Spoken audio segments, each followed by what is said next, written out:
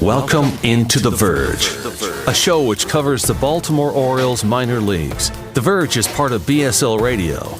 Baltimore Sports and Life is dedicated to analysis and discussion on the Orioles, Baltimore Ravens, and the University of Maryland. The site has a team of writers providing coverage of those teams and houses live streaming content weekly. Join the conversations at the message board, like BSL on Facebook, and follow BSL on Twitter.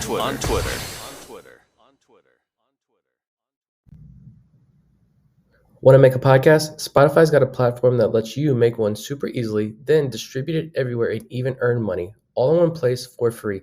It's called Spotify for Podcasters, and here's how it works. Spotify for Podcasters lets you record and edit podcasts right from your phone or computer, so no matter what your setup is like, you can start creating today. Then you can distribute your podcast to Spotify and everywhere else podcasts are heard. Video podcasts are also available on Spotify. With Spotify for Podcasters, you can earn money in a variety of ways, including ads and podcast subscriptions. And best of all, it's totally free with no catch. Ever since we discovered Spotify for Podcasters, we feel like having options like video podcasts and Q&A lets us be more creative on another level.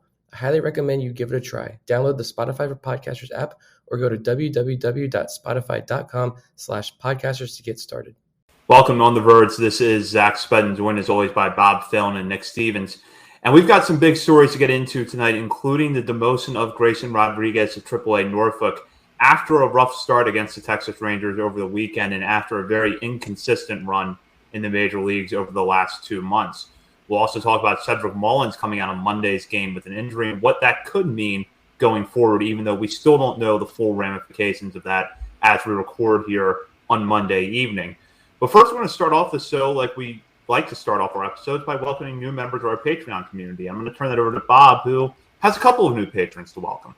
Yeah, a couple guys who decided to take advantage of a new feature that Patreon has rolled out, which is a 7-day free trial. So hopefully you enjoy what you've seen so far. Jack Wisniewski, I try to get these right, and Thomas Carroll. Welcome aboard. Hopefully you like it and you stick around, and we see your name pop up more and more. Absolutely. So we'll go now to what has been the big story in Birdland over the last few days, which is the demotion of Grayson Rodriguez down to AAA Norfolk. This move came after Rodriguez was shelled by the Rangers on Friday night, giving up 9 runs, 8 of them earned in 3 1/3 innings pitched, in a loss that ultimately saw the Orioles drop that contest 12-2. Rodriguez did strike out 6 batters in that game, but also walked 3 and surrendered a trio of home runs. Rodriguez had 10 starts in the major leagues before the demotion, posted a 7.35 ERA with 56 strikeouts and 45 1/3 innings pitched against 21 walks. At various points, Rodriguez showed elite stuff, and we saw that in several of his starts, including one outing recently against Toronto. However, these results made the Orioles decide to send Rodriguez back to Norfolk in hopes that he can settle into a more productive, more consistent stretch, get his confidence back up. So, Nick, I'm going to start with you here. First off, were you surprised by this move at all, and what do you think this means for his development? I was a little surprised, to be completely honest, at first. But then this is why I like that we don't immediately jump on and give the hot takes. Get to think about it for a minute. And I just think, first and foremost, like, he's still Grayson Rodriguez. Like, he is the same guy who we watched dominate through the minor leagues the last couple of years. And my opinion about his future outlook has not changed. And I think most sensible fans out there express that same opinion over the last couple of days, because I've seen some awful takes. We'll just leave it at that. But it is frustrating because this team is playing so well, and we've been waiting to see Grayson in the big leagues since early last year, before that injury happened, and we all knew he was just a start or two away from reaching the big leagues. And when you look down the road at like a playoff race this year and potentially a deep playoff run, I think one of the bigger concerns with this roster is the pitching staff. And now to see our top pitching prospect go back down to AAA because this past month has been especially brutally rough for him. I'm fine with the decision right now to send him back to Norfolk. Just work through those issues. Like, this team just came out of a stretch of games where they took down New York in New York, 2 out of 3 against the Yankees, in which Garrett Cole and Nestor Cortez pitched. You still won 2 out of 3 in that series. You swept the Jays. like you've got to put this team in the best position to win every single night. And just right now, Grayson wasn't doing that. And, so I think we know he's got the stuff. You touched on that. He's got the fastball. He can hum it in there at 99 miles an hour, but everybody can hit 99. So you've got to hit your spots. The changeup is a weapon. We saw that. The strikeouts were there. He's striking out more than 11 per 9 guys still. The whiffs were there, but maybe just taking him out of that big league situation, take him away for a little bit, send him back down with Justin Ramsey. We know he's got a great relationship with Justin Ramsey. They've worked their way all the way up through this system together. Let him have a stretch of dominant starts against AAA competition to regain the confidence, smooth out the kinks, and, come back with a clear head. Yeah, I actually think Connor Newcomb of Locked on Orioles had an episode a couple days ago, and he nailed it on the head. I thought he had a great take on that, where it seemed like Grayson, he would just, if he couldn't find a command of an off-speed pitch, the next pitch was going to be fastball no matter what, just to try to, out of frustration, get a strike. And like Connor said, no matter what, maybe in AAA you can get away with that. In the big leagues, if they're sitting dead red fastball and they get it, they're probably not going to miss more times than not. He's given up, 13 home runs in his short major league time. Maybe there was a reason he was starting in the minor leagues, maybe because they kind of knew that this was an issue, but the stuff was so good. Stuff was so good that they hoped he would figure it out on the fly at the major league level. And yeah, you saw Taj Bradley come up for the Rays, have some flashes of brilliance, and then get sent back down to work on something. He's back up. This is not the end of the world. And wasn't Kyle Bradish who said when he went back down to AAA, it was like, oh, geez, this is not the same game. And that's when he really realized how different the major leagues was and how far he had come along since getting there. So I'm sure Grayson, the stuff, it was still good, even though he was getting hit around. You can see the stuff. It's just about command, pitch selection, consistency, and he'll find it, and he'll be back, and he'll be a weapon for us in the future. Just bad timing, especially with Mullins going down today, too. Yeah, I agree with you both, and I want to touch on some comments from Brandon Hyde, who talked specifically about Rodriguez's fastball command. These quotes have been making the rounds over the Orioles media over the last few days, but I'm quoting from Hayes Gardner over the Baltimore Sun. And Hyde, talking about Grayson Rodriguez, said, Grayson's got huge stuff and throws really hard and flashes good secondary, but it's tough to pitch in this league if you don't have really good fastball command as a starter. He went on to say you got to be able to work both sides of the plate. You got to be able to put a guy away with 2 strikes. You got to be able to go deep in the game. Those are all things that all starting pitchers have to do, and the good ones do it consistently for a long time and get paid a lot of money because of it. He's going to be that type of guy. Just right now, we feel like the thing for him to do is to go work on those things and come back up here and be ready to help. Everything you see in the data backs up exactly what Brandon Hyde said. The fastball velocity has been excellent this year, but Rodriguez ranked in the 2nd percentile in hard hit rate over at Baseball Savant. And for those who look at Baseball Savant's page, try to figure out what it means. If you see blue under a statistic, that's a bad sign. And Rodriguez pulling up some blues under hard hit rate, average exit velocity, expected batting average, expected slugging percentage, and barrel percentage. All of those numbers are pretty bad for him. Hitters were really teeing off the fastball. And Bob, I agree with you. I think that part of the problem was that he couldn't find a consistent rhythm with his secondaries. And hitters know that if he's not getting the results he wants from the changeup or his curveball, he's going to come back with the fastball. And I think as much as this is about being able to get it in the strike zone, it's also about not putting it in the spot in the strike zone where hitters are going to punish your mistakes. That's going to happen a lot more in the major leagues than it happens at AAA. So that's something he's really going to have to work on, is putting the fastball in a spot where he's going to get the strikes, he's going to get the lifts that he needs, but hitters aren't going to be able to punish it, and then he's going to be able to come back with that secondary and get the put-away pitch that he has struggled to find over the first 2 months in the major leagues. Yeah, and Vivek has a good point here. We've seen this with Kramer and Bradish before. You can bounce back.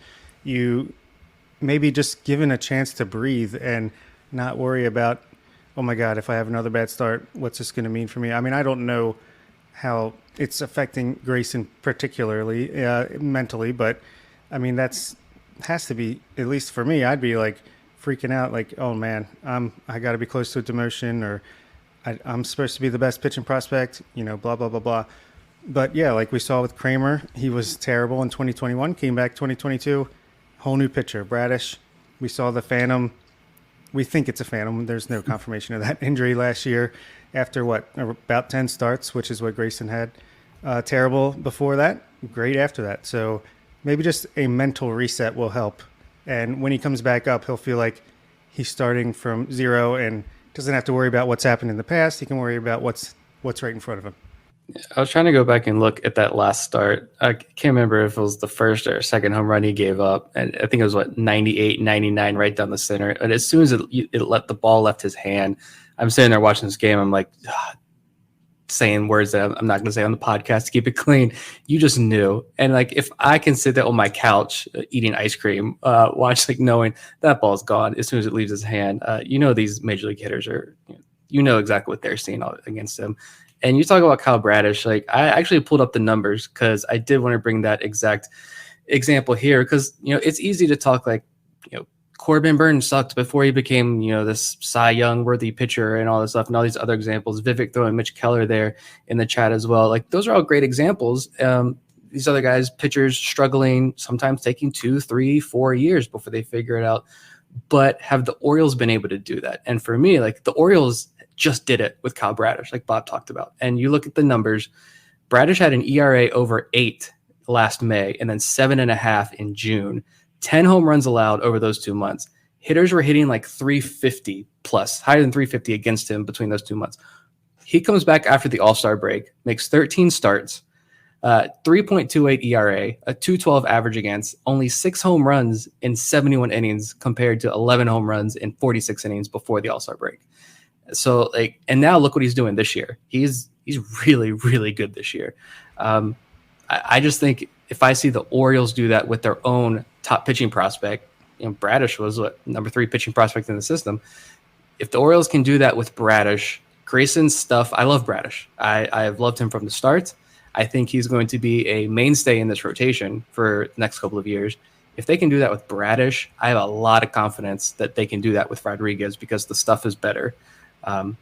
You talk about his mentality. We don't know exactly what it is right now, but we do know what he's like on the mound. We all see that, how visibly animated he gets out there on the mound. I don't think anyone else on this planet wants it more than he does at this point. And I think he's going to show us all when he gets back down to Norfolk.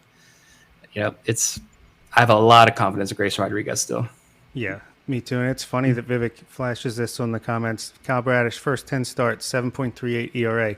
Grayson Rodriguez just finished his 10th start in the Major League, 7.35 ERA. So pretty good parallel there.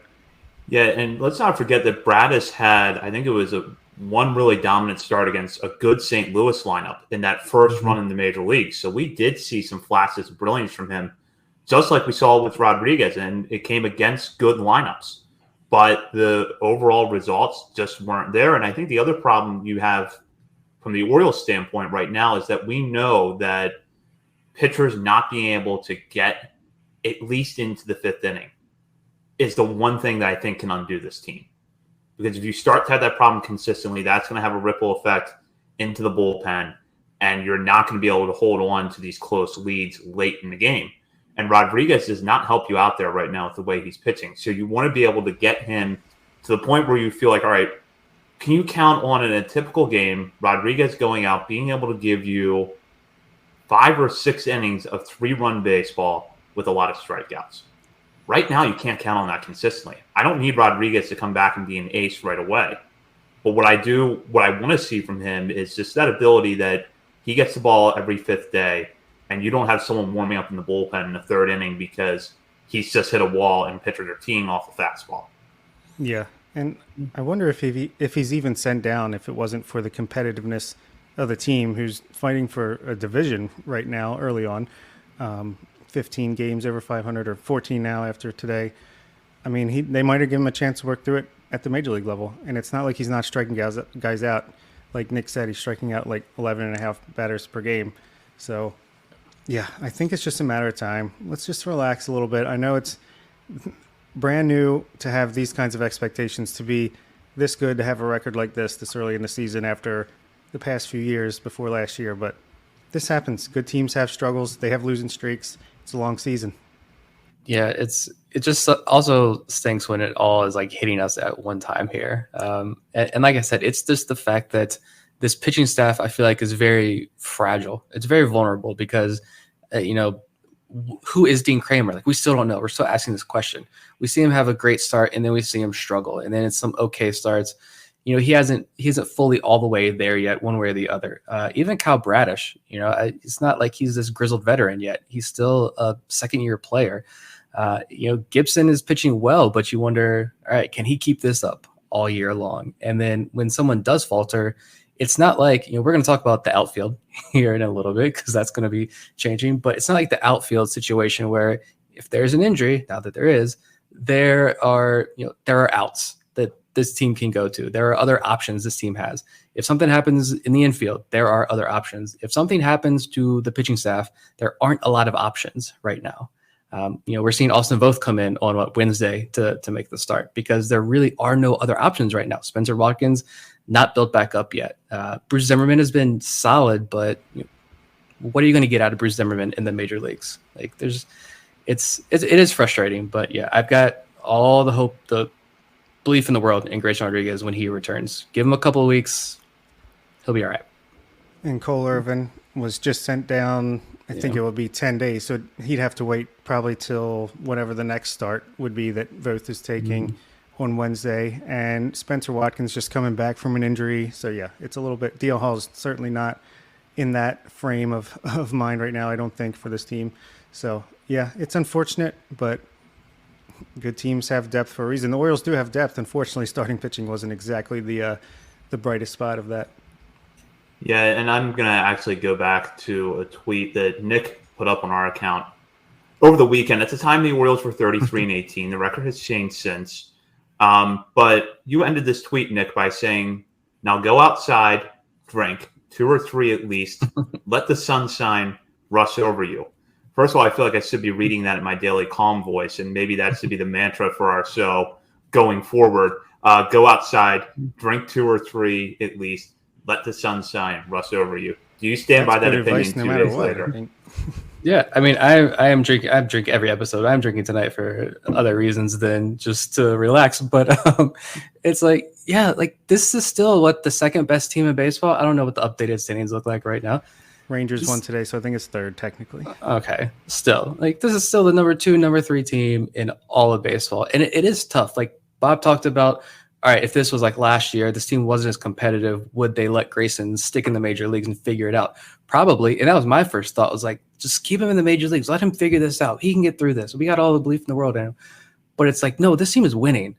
This team can win this division. It's no longer like, man, next month's going to be a tough test for the Orioles. It's like, no, like we are the test. Other teams have to prove it against the Orioles right now. And I still think that's the case, even with Grayson struggling and a Mullins injury. I still think that's the case. And it is hard because it's been, I don't even know how many years, 6, 7, 8. It's been years and years and years of thinking one way. And it is tough to, break that mindset. So, yeah, just drink. And for us older folks, it's not even like, 2016. I mean, that was like a 5-year blip, 2012 to 2016, and there was like 14 straight years of losing before that even. So like, 20 out of the last 25 years have been miserable. So I get it, but we got to change that mindset. Completely agree. Even as we move over to this next topic, which is the injury Cedric Mullins sustained in the 8th inning of Monday's game against Cleveland. Now, we don't know the full extent of his injury yet, but it has been reported that he was removed from the game with a right abductor groin strain. What that means for right now is that we can probably expect that Mullins is going to have an IL stint. We don't know exactly how long that's going to last just yet. You hope it's a Ramon Urias type situation where first glance things didn't look great, but he's only out a few weeks. He's able to have a quick rehab assignment in the minor leagues and get back. Mullins has been one of the Orioles' most productive hitters this season, and in some ways is putting together a career best here when you look at his walk rate, playing great center field as well to go along with that, hitting at the top of the order consistently for the Orioles. Now, there's also another complication here, which is that if this had happened a couple of weeks ago, we would be talking right now about maybe Colton Cowser getting that shot, because Cowser is the everyday center fielder at Norfolk. He leads off. We expect to see him in the major leagues this year anyways. But Calder is actually on the IL right now. We're expecting him back soon, but even if Calder is back in the lineup by Tuesday night, probably not the immediate replacement for Cedric Mullins. So, Bob, I'll start with you in this segment. Just kind of step back for a minute and talk about maybe what Mullins' injury or how long it could last would mean to the Orioles and how you see them solving the center field issue for the time being. It's hard to sugarcoat this one because I feel like outside of Adley Rutschman, Cedric Mullins is like the last guy you want to see go down right now. He's bounced back from last year's quote-unquote disappointing. It was still a great year overall for a center fielder, but he was getting closer to that 2021 season where he was, and honestly, in a lot of ways, I feel like he was better this year just from the walk and strikeout rate perspective. But it's just tough to see a team leader, a guy who plays shutdown defense in center field, an important position, great offensively between leadoff and a little bit lower sometimes against lefties. But yeah, if Colton Cowser was healthy, it'd be like, okay, at least we have a top prospect who can come up, play decent defense, get on base. Maybe he doesn't, start his career off great because not a lot of people do, but at least you'd have a little bit of something to watch other than Ryan McKenna and maybe Taron Vavra run out there in center field every day. But yeah, it hurts, and it doesn't help that the injury situation in AAA does not bring much relief either. Yeah, it's hard to really sit here and talk about the ramifications because we don't know exactly how long he's going to be out, obviously, right now when we're recording this. But I just think if it's like Bob said, there's no sugarcoating this. He's almost a 2-WAR player already this season. Phenomenal numbers, a threat on the base paths. He's doing it all. It's going to be hard to replace that defense out in center field and just his leadership. I think it was Ryan McKenna who had a really good quote. I don't remember the exact quote, but basically said, like, this is the guy who's leading us through this charge this year. There is no replacing Cedric Mullins, but I'm going to continue to remain a bit positive here and just say that because I've touched on this and a few other topics that we've done in recent episodes and in some mailbag questions that I've gotten, the Orioles have the depth here. If it's short term, like hoping, just being positive here and thinking, all right, he's going to be back in a couple of weeks. The Orioles can piecemeal this thing together to stay afloat where, yeah, you're going to see an impact without Mullins in this lineup, but it's not going to be as devastating of a blow as 2-3 years ago it would have been to lose one of your top hitters in this lineup. I just think, yeah, you can bring up Joey Ortiz and have Frazier, Vavra work the corner outfield spots. Maybe you don't want Austin Hayes out there in center field every day. You don't want McKenna's bat in the lineup every day, but you can piecemeal it together here. I also think, hopefully, I don't know. I don't know Stauer's timeline and how he could play a role in all of this, when he's going to be back or not. But I just think you do have options like Daz Cameron is there. He is a much better option than some of the other guys the Orioles have had down in AAA last year. I mean, Daz Cameron is playing. I'm not saying Daz Cameron's going to sit here and replace Cedric Mullins. I'm not saying that at all. But if it's a short-term situation, maybe the Orioles want to say, hey, we're not going to bring up Colton Cowser yet because he's just come off an injury. Michael Ash just said he needs more time in AAA anyway. And now he's missed a week or two. You're not going to bring him up instantly. Maybe you give that 40-man spot to Daz Cameron and say, look, we're going to have to risk it when we ultimately DFA him in a couple of weeks when Mullins returns. But Cameron can fill that role. He can play defensively, a fine defense out there in center field. And the bat has been pretty hot down in AAA. So I just think there are viable options to replace Mullins if it's a short term. If it's long term, we're having a longer conversation, I think. But short term, I feel a little bit more confident here. I feel like there's so many ways this could play out because I think I saw someone tweet that grade 1 is like 2 to 4 weeks, grade 2 is 2 to 3 months, grade 3 could possibly be out for the season. Let's hope it's at least grade 2, if not grade 1. But yeah, I mean, what do? Do you put Jorge Mateo in center field, who got a little taste of that in spring training? Do they feel comfortable doing that and bring up Ortiz to take over shortstop, or Westberg?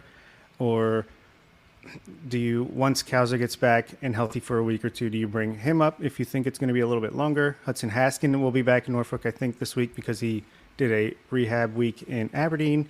Do you give him a shot? Daz Cameron, like you said, I'm going to look up his stats. He got off to a really bad start, but he's been really good of late. I'll let let Zach give his opinion, and then I'll come back with the stats that I should have had ready.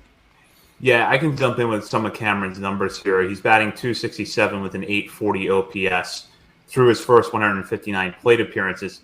And just to give a little bit of background on Cameron, he was once one of the top prospects in baseball, once a consensus top 100 guy, an early pick by the Astros. He was actually part of the trade that netted the Astros Justin Verlander in 2017.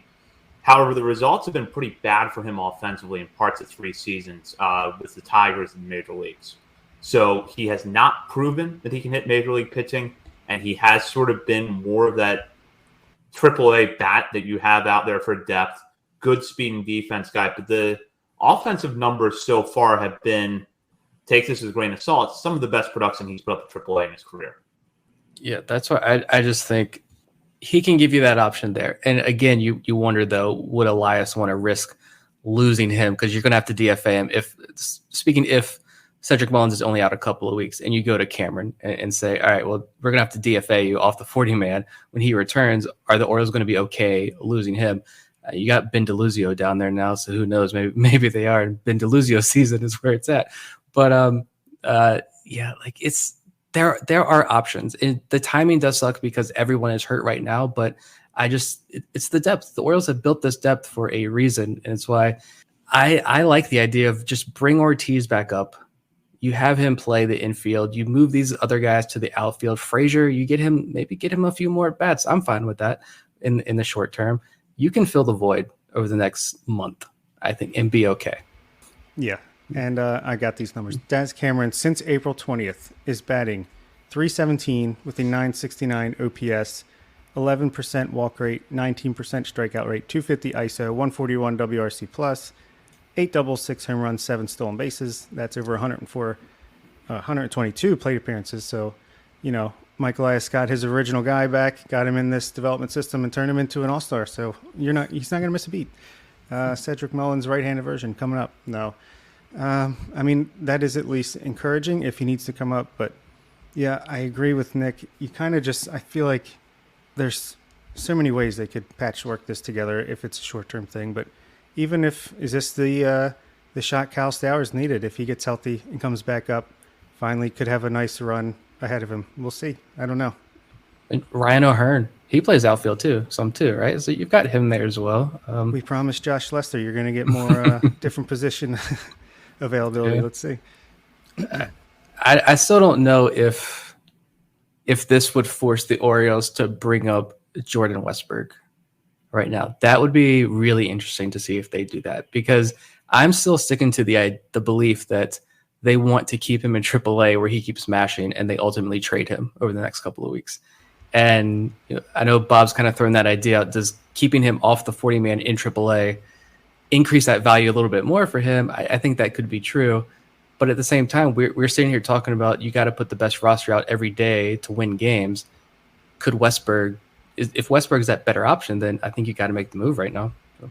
Yeah, and I was even saying before today's game, before this injury, that I would love to see Westberg come up and take either O'Hearn or Vavra's spot. And I still am a big fan of Vavra and like what he does, but just with the current construction of this roster, with Gunnar seeming to sit against tough lefties, at least most lefties, maybe you bring up Westberg and you just play him between third base, second base, and DH against all left-handed starters, and maybe once a week against a righty. It won't be every day at bats, but if you could get him in there, like I said to our patrons, if you look at his promotion history, I swear he struggles mightily every single time he's promoted.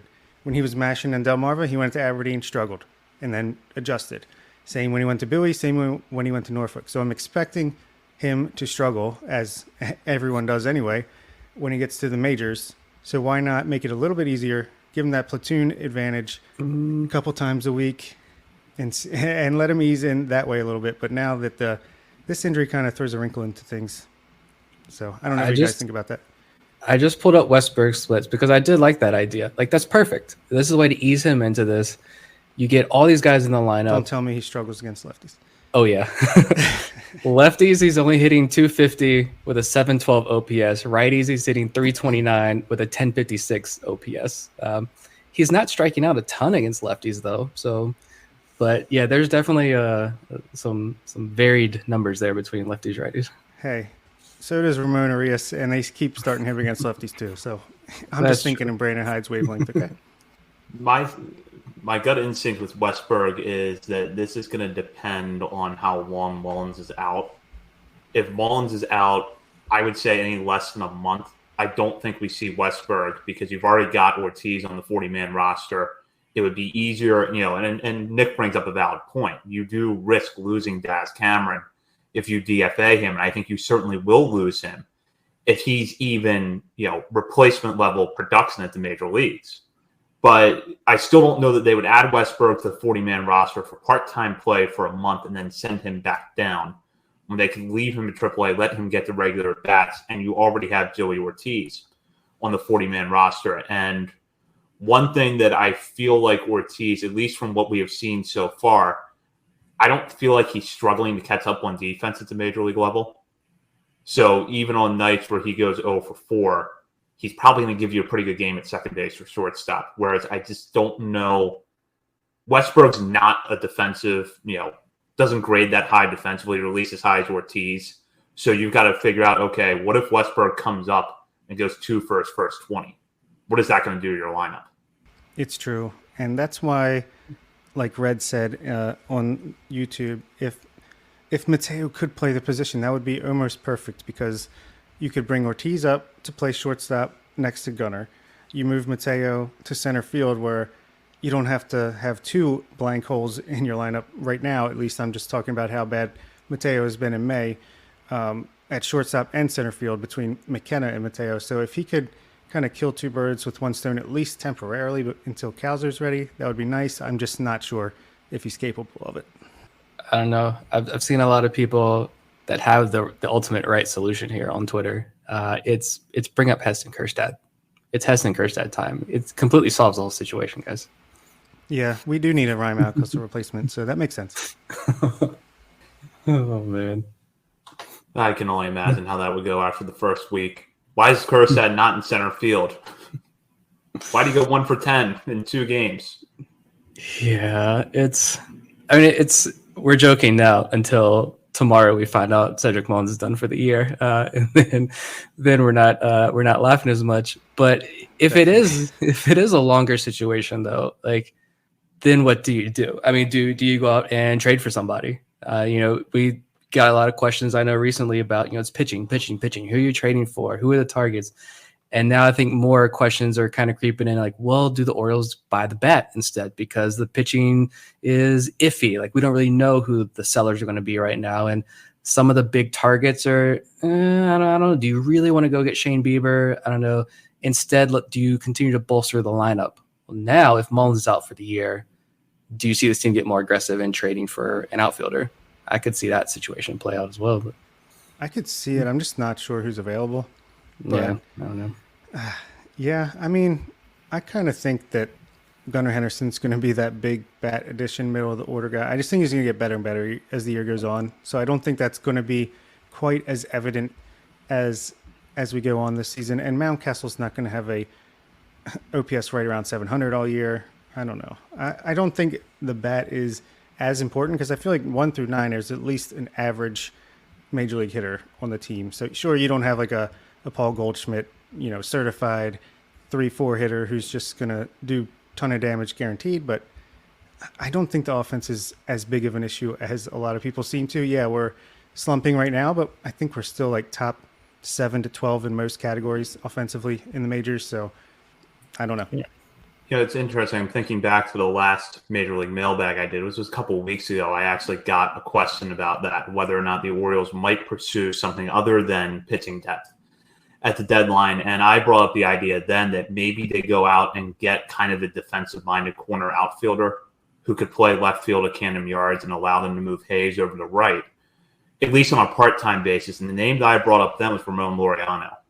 Now, I don't think Laureano solves a lot of issues if you're looking at Mullins out for the year. He doesn't replace Mullins, but he could still be that guy that, if you need to take it a little slow with Mullins down the stretch, just to make sure that he stays healthy, he could probably play center field 1 or 2 nights a week, or he could play left field so someone else can play center. So that's a name that comes to mind for me. Plus, I think he has a year or two of control after this year. So you would have the flexibility if he does well for you to either keep him around or see if you can flip him in the offseason for something. And he's probably not going to cost you a whole lot. You're probably not going to give up a big prospect to get somebody like that from the A's. Yeah, especially the way they make their trades. But yeah, I don't hate that idea at all, especially because when Mullins is back and everyone's healthy, that's a much more potent Ryan McKenna right there, who could probably get in a little more often than McKenna does right now. But yeah, I don't think that's a bad idea at all. Yeah, and at least as well, if we're thinking long term here, it's early enough to where maybe you just do bring up Colton Cowser as well and roll with Cowser, and you don't even have to make the trade. You can trade the assets that you're going to trade this year for pitching, and you can roll with Cowser. I mean, I know Michael Elias has said he needs more time in AAA, but I mean, the guy's hitting 331 with an OPS over 1,000, on base percentage of 469 in 37 games this year for the Tides. I mean, 40 strikeouts to 35 walks. Yeah, there might be that strikeout issue might be strike issue, quote unquote issue. The strikeouts will probably be more prevalent if you bring him up in the next couple of weeks to the major leagues. But I think that on base percentage, all of that's going to translate to the major leagues. I have full confidence in Cowser, that working out for Cowser. So yeah, maybe he's not hitting for a high average at the beginning, but he can play a good center field. I feel like he's made more highlight reel plays this year than he has the last couple of years combined. He's really stepping up in that real cavernous center field out at down in Harbor Park. I feel a lot more confident in him playing center field at Camden Yards now, or anywhere in the major leagues right now after watching him more closely this year. The eye is going to be there. He's going to get on base, and you can ease him into this. And so even if it is still long term, I still feel confident in Cowser coming up too. So yeah, options. I agree. And if he can fill in for Mullins, whether it's in 2 weeks, a month, whatever, if he can fill in for Mullins in center until he gets back, and then if Mullins can please get healthy and man center field, Cowser can easily patrol the new left field. And I don't know about easily, it's a little different, but I think he'll be good out there. He's got the arm, he's got the range and the reads. And then you move Austin Hayes in his cannon for an arm in right field where he doesn't have to cover as much ground. I think that's pretty much as good of a outfield defense situation that the Orioles will get at this time. Yeah, I want to see how Cowser looks when he comes off the IL. I do think there's a danger in promoting a player too quickly, regardless of how well they were producing before or how bad or whatever the extent of the injury is. I do think there's a danger in putting him up in the majors too soon before he has a chance to get his timing back at the plate in AAA. But yeah, after a few weeks, I could absolutely see that as a possibility. And with hitters, I talked a few weeks ago about how I always expect that when a pitcher comes up from AAA, their walk numbers in the major leagues are probably going to be worse, at least for the first few starts, if not for the whole year. I kind of have the same expectations for hitters. Strikeout numbers are probably going to go up. Walk numbers are probably going to go down. Cowser's strikeout rate, I think really other than when he got to Bowie last year, has generally been high when he's first gotten to a level and then gone down, and then it's neutralized. So that would happen in the major leagues eventually. And to your point, Nick, this is someone who consistently gets on base 35 to 40% of the time. And I don't see that skill going away when he gets to the major leagues. Yeah, it's a good point. I mean, when he got to AAA last year, he struck out 30.6% of the time, walked 10.5% of the time. And this year it's down to 22.3% strikeout rate and 19.6% walk rate. So yeah, even if he comes up and just walks 10%, strikes out 30%, between the defense, the patience, and he'll pop one out. He'll pop a few out. And Reds, again, pretty good comment. That's pretty much what Gunner's giving you right now, but just the outfield version. I think we would take that at this point, and then obviously, hopefully, he improves from there. Yeah, and that's the thing too. Like, we were bringing in these guys with pretty high floors. I think Cowser's floor is already pretty high, to where his ceiling, as he gets better and better throughout the season, as he gets more comfortable, then that sting of losing Mullins is lessened just a little bit. It's not going to completely go away because, like I said, you're not going to replace Cedric Mullins with anyone in this organization this year. But yeah, I mean, there are internal options. There are a couple internal options right now, whether it's short term or long term. And then, like I said, you just move towards trading. I mean, you can trade for a piece. You can literally trade for whoever you want in this game. You have the assets to do that. Even if this is an unexpected trade where you weren't expecting to trade for a bat this year, maybe this team was just focused on getting pitching help at the deadline. That's okay. If you have to trade a few more prospects this year to get a few additional bats or something at the major league level, they'll recuperate. There's enough depth down there. The draft is coming up. This team was very good at drafting. There's another international signing period coming. Like these guys will be, the pipeline will be replenished very quickly. So this is why you build that depth. And we've seen they're not likely to rush these guys up, especially when they're succeeding at the major league level. So I don't think you can expect just 5 or 6 prospects to debut all at the same time or in the same season. And yeah, I mean, they're a little more patient and smart than us fans who just want to see the young hotness up and competing every day. Completely agree. And with that, we're going to go into our final segment of the show where we shout out a player outside of our top 30 for something they've done, whether it's a good game, a good week, or something interesting in their stat line. And I'm going to start with Bob because not only does he have a hitter to shout out this week, but he's going with 2 pitchers rather than 1. Oh, you can do that? Yeah, we make the rules. Okay. No, my hitter is Isaac Bellany, who was struggling mightily at high A Aberdeen, batting 159 with a 496 OPS on the season. And then when Norfolk had all those injuries, he got up there for a game or two, only got 1 plate appearance and walked. So he's got a 1,000% AAA on base percentage. But then instead of going all the way back down to high A, he went to Double A Bowie to help out there. And while that's probably not the best news as far as his longevity in the system, at least so far, he's 4 for 11 with an RBI and a walk in Double A. So I just wanted to shout out him getting that opportunity and making the most of it so far. And then pitcher-wise, yeah, I did want to shout 2 guys out because there's so much quality pitching depth right now in this organization, top to bottom. And Alfred Vega, who was a minor league Rule 5 pick, who at least I was hyped about, and I know Vivek and some other patrons were too, did not get off to the best start. In fact, it looked dreadful. And I just wanted to say that he's got 3 straight scoreless appearances. 4 out of his last 5 appearances have been scoreless. His last 12 innings, 0 runs allowed, only 6 strikeouts, but no walks. So maybe he's getting it together. And then we talk about Keegan Gillis a lot when it comes to Aberdeen Ironbird relief pitchers. Dylan Hyde, another guy who's 25 years old in high A right now, 6'1", good strikeout pitcher. He deserves some love as well. He has a 4.09 ERA, but a 1.60 FIP and 2.25 xFIP. He has struck out 23 batters in just 11 innings with 7 walks. That's 18.82 strikeouts per 9. If you think that's not sustainable, well, he struck out 19.06 last year in high A in his brief taste there. So that's like Felix Bautista levels. So between him and Gillis, Aberdeen relievers are doing pretty well. Like all those guys, especially good to see Vega because, I was thinking he's going to be out of the organization by June 1st, but instead he's rolling now. I'm going with another old guy in Norfolk this week for my bats, Joseph Rosa. Some people, if you're still listening at this point in the show, you probably never heard of him up to this point because he was just signed last week by the Orioles. He's 26, so he's not actually old, but signed last week.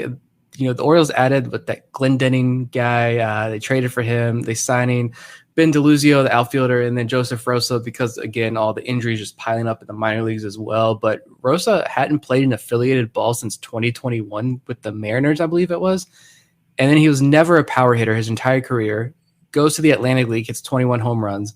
And he's playing in Mexico this year, gets signed by the Orioles, plays in 5 games with AAA Norfolk last week, and hit 381. 5 of his 8 hits were doubles, even OPS 1000 on the week. I just thought it was awesome to see somebody who probably thought his chances with a major league affiliate were probably done. And he gets a huge week in AAA and maybe shows other teams that he can still cut it and maybe gets an opportunity elsewhere when the Orioles probably eventually cut him. But my pitcher, I don't know if I went with Kyle Verbitsky last week or not, or if someone else did. If we did, we missed him because Kyle Verbitsky is hot now.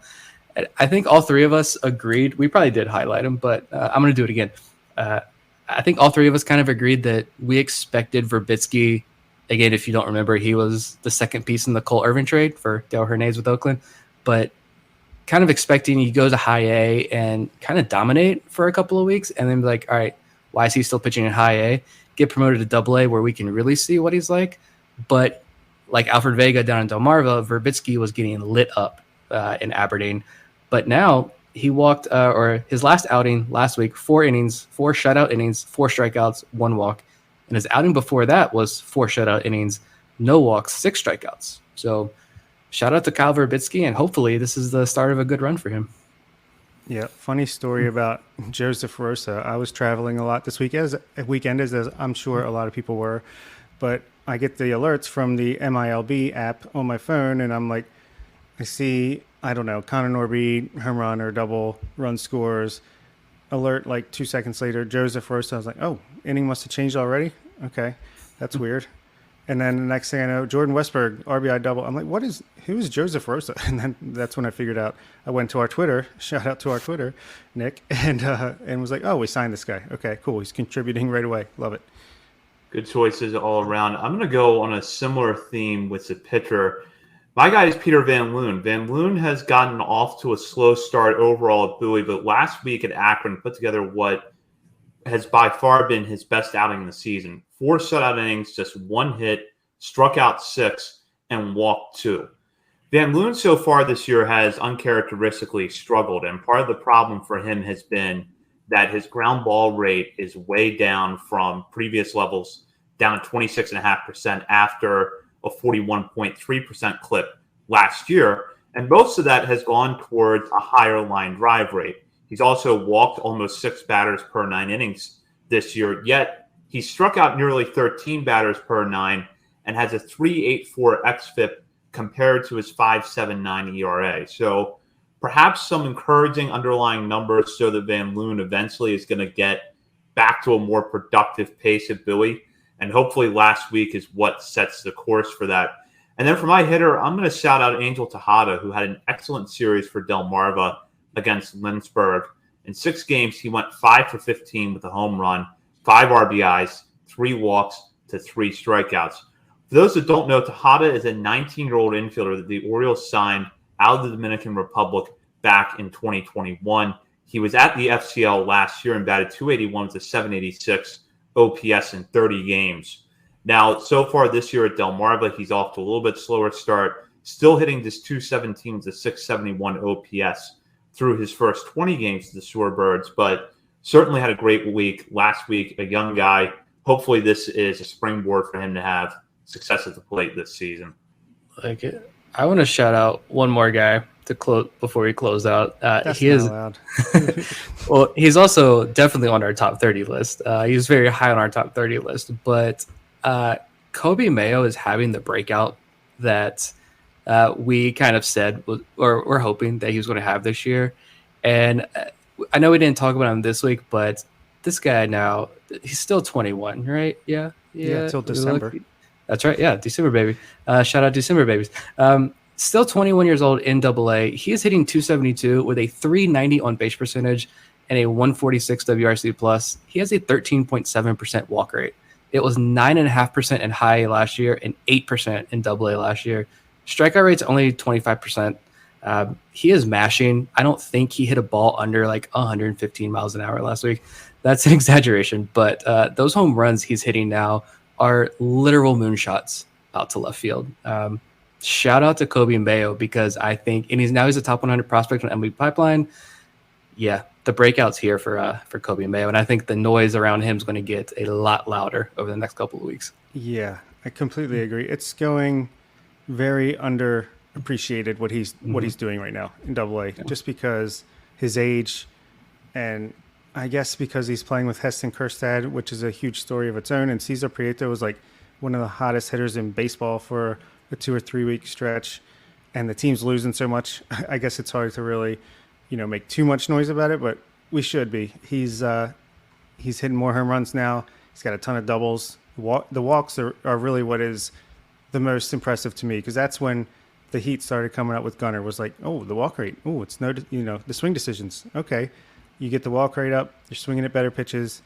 When you do make contact, it's going to go way more damage. Just like even Austin Hayes. That's why Austin Hayes is having such a good year. I saw something that he's just swinging at less bad pitches, and so when he does, he's even swinging and missing more this year. But just because he's swinging at more pitches that are better for him to hit when he makes contact, you do more damage. So yeah, Coby Mayo, shout out, and spoiler alert, he's creeping up closer to the top of our top 30 list for sure.